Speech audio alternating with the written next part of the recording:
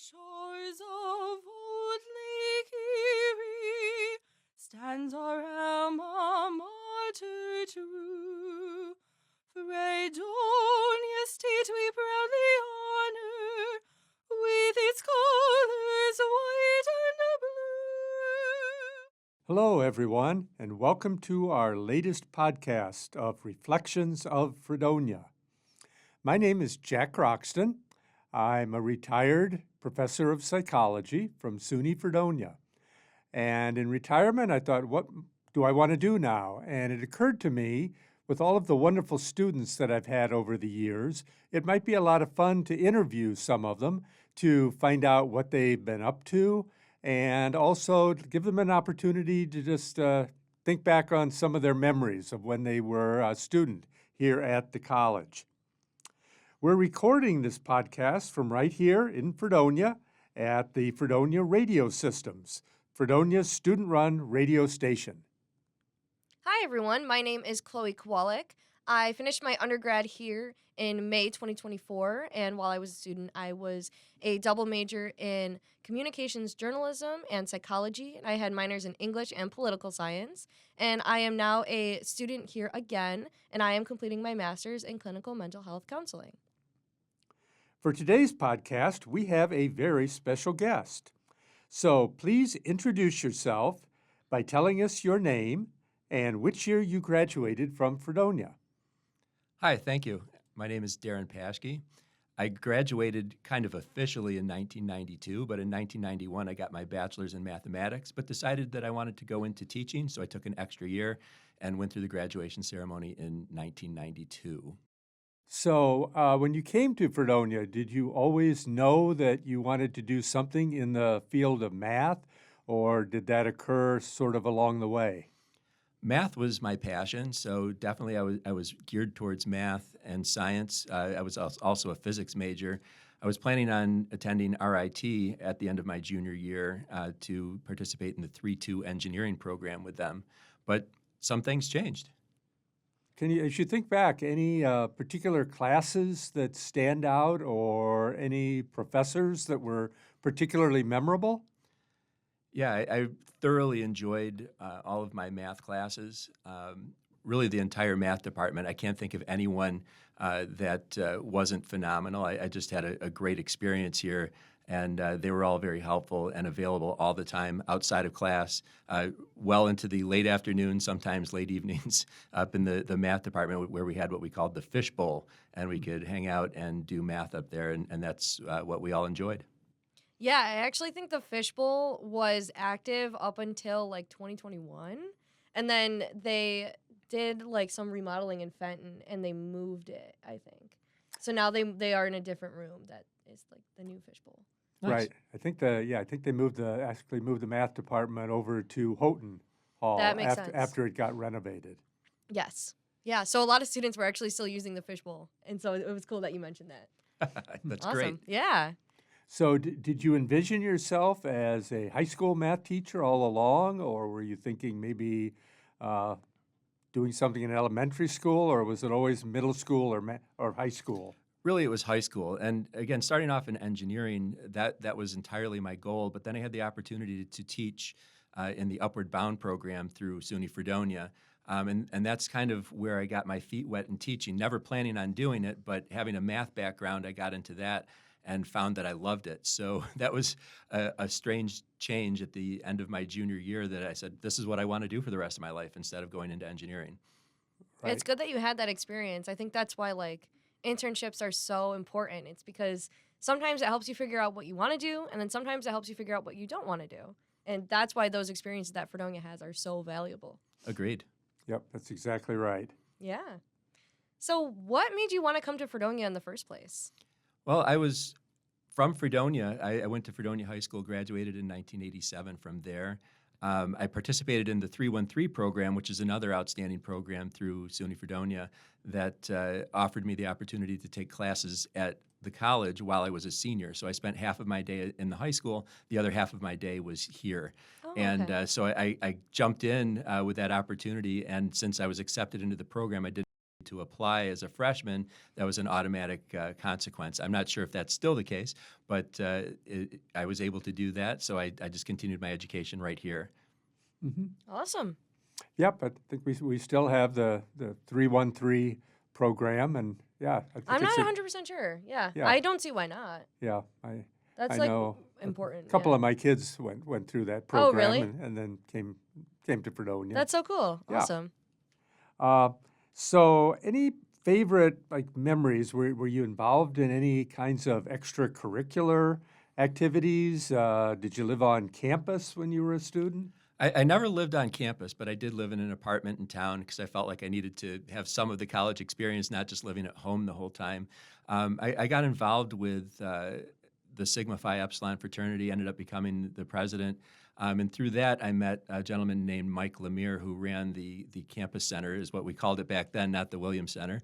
And then I got involved with Spectrum and brought in some of the talent for some of the shows that were produced on campus here, and did some internships with that. I also, while I was working on my master's degree, worked with the campus center again on some of those internship opportunities with Spectrum. I'm not even sure if Spectrum is still around, but or if they've changed in some way. Yes, actually. So they're still around. It's not as much like music entertainment based, but they run like campus events that are like more like large scale with like, like having more of a budget. And the major event that they do right now is called Spring Escape. And it's like this huge like little carnival that they put on in the Williams Center, so like, past campus center. And they have like things like photo booths and airbrush tattoos, and everybody can like make their own stuffed animal, and they get like a bunch of food, and they do like a whole like little like spring activity now is like their main thing. Nice. Yeah. Yeah, Darrin, do you have any memories with Spectrum of particular groups that you might have brought in or individuals when you were on Spectrum? It's terrible. We did bring in some really big names, and I just don't even remember who they were at this point. But there were some famous people that we brought in, and it was just a really good time. Worked with some fantastic people, and it's just a great opportunity, which kind of springboarded me once I became a teacher at Fredonia High School. I immediately got involved with our student council there and was an advisor for decades. That's awesome, for sure. Yeah, I was good friends with Mike. I remember he said that he went to Long Lake High School in the Yes. Adirondacks, and I think he had a graduating class of about 20. I remember him Wow. saying that as well. He grew up in the Adirondack area in Long Lake. Yeah. Yeah.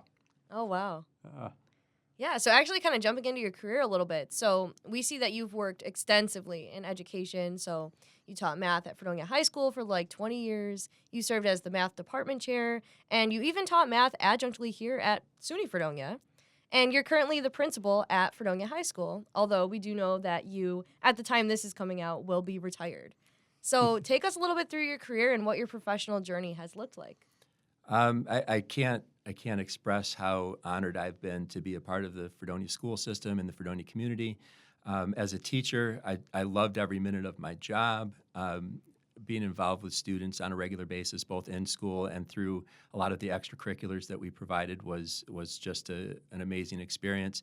Students still come back and look me up when they're in town, and sometimes we'll go out for coffee or get a bite to eat, which really they remember the strong relationships that they had with the teachers and the opportunities that Fredonia is, as kind of a small school. I know we're a little bit larger for Chautauqua County, but really we're a small school.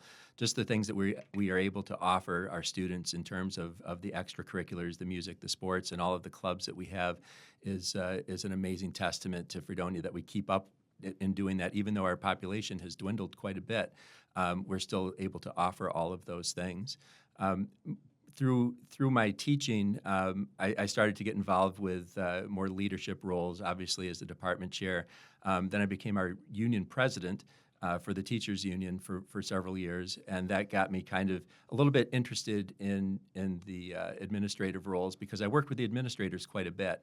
So I decided to get my administrative certificate also here at Fredonia. I feel like everything I do is at Fredonia, but I received that here. Along the way, I also got my master's at SUNY Fredonia in math education. But getting my certificate kind of opened that door. I put that certificate in my back pocket, never knowing if I would really use it, because I love teaching. I had no desire, like I was feeling burnt out or anything. I was like, I love my job, and if something comes up, I might go into the field of administration. However, one of my principals ended up moving on to be a superintendent at another district, which left that vacancy, and I started thinking to myself, I don't know what we're going to get as a principal, so why don't I throw my hat in the ring? Which is a little unusual because most of the time you would become an assistant principal first. And I decided that why not? Who knows? Let's see. I do know the background of our school very well. I know a lot of the administrative things that are going on. At least I thought I did. But then I got the principal job, which I was thrilled and honored and just in awe of our district. So it was great to serve them. I think I didn't know as much as I thought I did. I think like any job like that, there are things that are kind of behind the veil, if you will, that you don't realize until you actually get into the position, and you just don't know what you don't know sometimes. But it was great to learn. Certainly, growing through that time was awesome, and then here we are, almost 10 years later. Wow, that's awesome. So as you sort of just reflect back on your experiences, I'm going to play a little game with you called The Good, the Bad, and the Ugly. Fair enough. So let's start with the good. What would you say maybe is the most gratifying part, what has been maybe the most gratifying part of your career? In 2019, the district, or just the high school, actually, not the whole district, the high school was selected as a Blue Ribbon School. And that's a national award from the Education Department of the United States. We went to Washington, received the award. We were one of 75 high schools in the country that were recognized that year. Something that I didn't ever think about, but it's not something we actually pursued or strove for. We were recognized, and it was that was a great piece of it. And really, all of the kudos go to the staff and the students who make Fredonia what it is. It made my leadership very easy to do. I think even better than that, which is kind of weird to say this because that's the top award that any school can get in the country. But once we went into COVID, we faced many challenges. And one of the challenges, obviously, was graduation ceremonies because we weren't allowed to have large group meetings. But our students, their number one concern was we want to graduate as a class. As many schools during that time went through graduations where they would celebrate maybe 20 kids at a time, or they would do it in several different installments, or they would have drive-bys outside. They wanted to still do it as a class, and we worked very hard. And that's where the Fredonia community stepped up and made a huge difference. The fairgrounds director was willing to donate the fairgrounds to us, so we decided we would have an outdoor event. We had a company step up to donate a huge stage and all of the mics and the speakers. We also had a company in Fredonia who ran fiber optic cable to the fairgrounds for us so that we could live stream the event. There were multiple parents. There were multiple parents who also donated time and money to create an opportunity for kids to have gifts and special bags with water bottles and neat knickknacks. And everybody walked out of there with probably over $100 worth of gifts, along with just the graduation ceremony being amazing. So it was done, it was handled, and just what a great result. And then the community came back and did it again the next year because we still weren't able to have the regular graduation ceremony. So as far as like the overall, one of the greatest things that I've seen, because it was everyone involved, the students, the community, and the school, that really holds a special place in my heart. Well, you've now stolen my thunder. Uh-oh. Because that was going to be the ugly. I was going to ask you, what was it like being an administrator during the time of COVID? Well, that was certainly challenging. There was an ugly side to it as well. But again, our teachers stepped up. Within 24 hours of the school closing, we had 450 student packets stacked up on the gym bleachers for kids to come in and get the work that they were going to need for what we thought was going to be a 2-week break, which turned into obviously the rest of the school year. But it was hard, and the difficult times there, the ugly was the families that really struggled. with parents who might be working, not really able to supervise their kids, families that struggled having food to put food on the table in some cases. So the school mobilized, and daily we were taking lunches to each family's home that needed it. We had volunteers from the staff, and again, that was taking that ugly and making it into something good. On top of being able to give to all of the families the way that we were able to give, I think it was eye-opening for our teachers to understand the demographics of our community and how there are a lot of students and families that have financial challenges and actual home challenges where they might not have all the things that they need to like even sleeping at night, the blankets, the beds, and those types of things. So blankets, beds, clothing, all of the things we were able to contribute and have the teachers going out and meeting the families where they were, I think was, again, eye-opening and built a strong bond between the school and the community. I mean, that's really amazing. All of the stuff that you did behind the scenes that, probably the average person might not even be aware Yeah, of, for sure. the kind of work and sacrifice that the teachers and everybody at the school were making to try to help the students get through the situation. Yes, the actual instruction that went on too, I was really proud of the high school teachers who immediately embraced allowing students when they started to come back, but some families were still concerned about sending their kids, so they kept them home.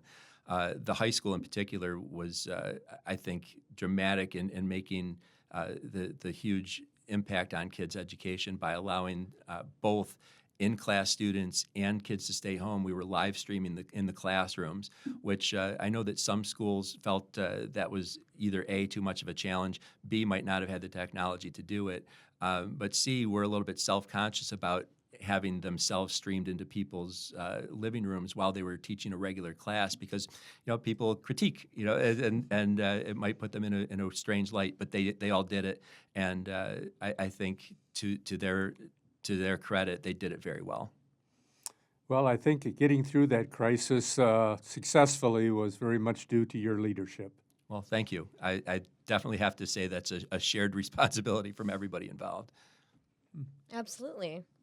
I guess, what is your absolute favorite part, looking back on your career, about being a principal? This might seem cliche. I think that a lot of people, before I became principal, said, hey, if you become principal, you'll be able to affect all of the kids on some level. And really, that's it. I think that speaking of the behind-the-scenes things, there are a lot of behind-the-scenes things that go on as a principal that no one will probably ever know. But just opportunities to provide help to families, both academically, but sometimes it's we have a child who might have had a child themselves, and they're struggling to pay for diapers or things like that. And again, I just have to shout out for our community and to our teachers who have consistently reached out to me and say, hey, I know that there are people out there that need stuff, and here's $50 or here's $100. And I just would keep money in an envelope and help people. And many times the people didn't even know where it would come from. And it's tough because sometimes you don't know all of the people that need help. And I'm sure there are people out there that might have been thinking, hey, I heard that they helped this person. Why didn't I get helped? But you can only help what you know. And but I think that the generosity of our staff and our community has been overwhelming, and that's a huge positive.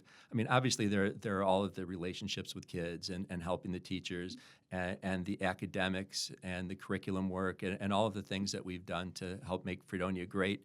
Those are all high points too. But when it comes down to the day-to-day of being a principal at Fredonia High School, I find that a lot of the little things that we're able to do behind the scenes are sometimes the most meaningful. Yeah. Well, that's great. You certainly have had quite a career. Well, thank you. Well, how do you feel your time at Fredonia may have helped shape your career and where you are today? Wow. I think that a lot of the teachers that I had, not just in the math department, getting into the education department and the courses that I took there was, I think, master teachers here. that made my experience great, and then kind of gave me some of the tools to move forward and provide that for the students at our school. So I would say that the modeling that was done by the staff here had a great impact on the person that I became. The personal touch that they had here, I felt like I knew them, and it wasn't just I wasn't a number here. I was Darrin, and they cared, and they would reach out, and if things weren't going well, if I was struggling on a concept, the teachers would be, hey, why don't you pop in? We'll spend some time, however long it takes. Even outside of school, I think that I've maintained friendships with several of the staff members from here, many of whom who have retired now, but I'm still in contact with several of them. Wow. Well, I think you certainly made the most of your undergraduate career. Absolutely. Yeah. What advice would you offer for current Fredonia students? I think this is maybe coming from a principal point of view where I interview a lot of college graduates. And what I would say is don't give up on things too early. I think that having grit is really important, and something that may have slipped a little bit after COVID. I haven't seen people stick to things like they used to, and I don't want to sound old-fashioned by that, but I think that's a huge recommendation for our students coming out of college or who are in college. I think that sometimes after COVID, we made things very easy and very accessible for people because it was a difficult time, but I think in some ways we haven't moved past that, and we still make things a little bit too easy sometimes for students. And when that's not there, when they get into the real world and there are jobs that need to be done and they're expecting to be maybe coddled, it's not something that exists in the business world. So I think anything they can do to work on building up their grit and working hard and sticking with things, even when they're difficult. I think of a presenter that we had years ago, and this isn't a bad word, I don't think, but I'll throw it in here. She said sometimes you have to sit in the suck of it, and that kind of hit me. I'm like, that's a great way to say it. Is that when things are bad, sometimes you have to sit in it for a while and work through it, and not just give up on it or hope that someone else is going to come along and help you through it. That being able to do that yourself is an important skill. That is Absolutely. definitely sound advice. I agree. Well, that just about does it for our interview today, Darrin. Is there anything else you'd like to add?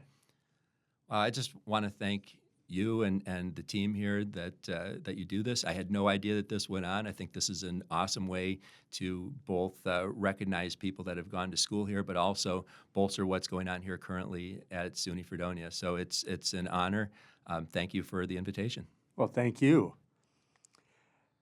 And thank you for appearing on our podcast today. I am Dr. Jack Croxton. And I'm Chloe Kowalik, and we'll see you in the next podcast. Sing its glory and its praises. Let them ring forever true. Beloved is our alma mater, Fredonia State